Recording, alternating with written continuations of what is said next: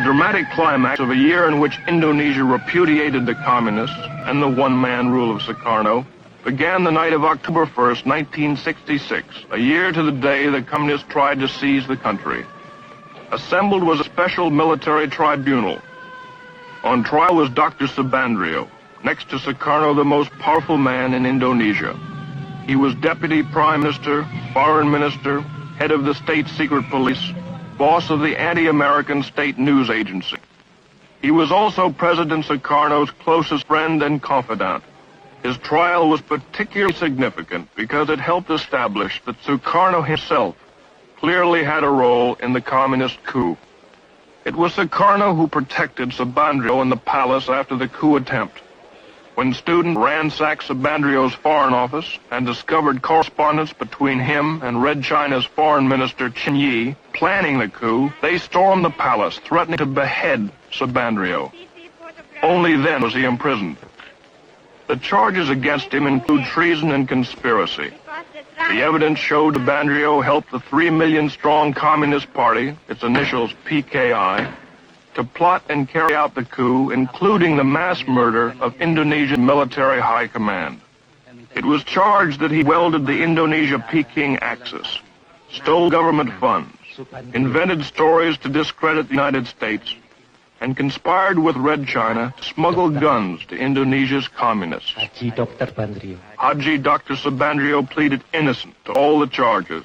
He was found guilty and sentenced to death.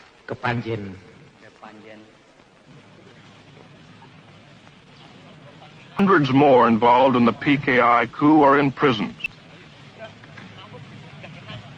Painstaking interrogations have pieced together the incredible plot. Being questioned is the commander of one of the 3 divisions that spearheaded the coup, Captain Suradi. Supported by the PKI, their mission was to disable the army by murdering its top commanders, seize all communications, and immobilize government long enough for the PKI politicians to take over.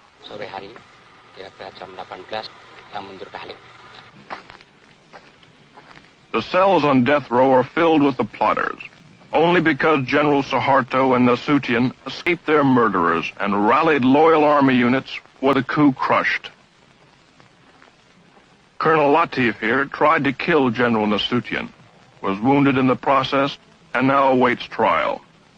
During the coup, Latif directed tactical operations. General Parman, chief of the Army Intelligence, was killed by this man. He shot General Yani, chief of the army. Here the murderer of the deputy chief of staff. Lance Corporal Hargiono missed General Nasution, but shot his sister and infant daughter 5 times.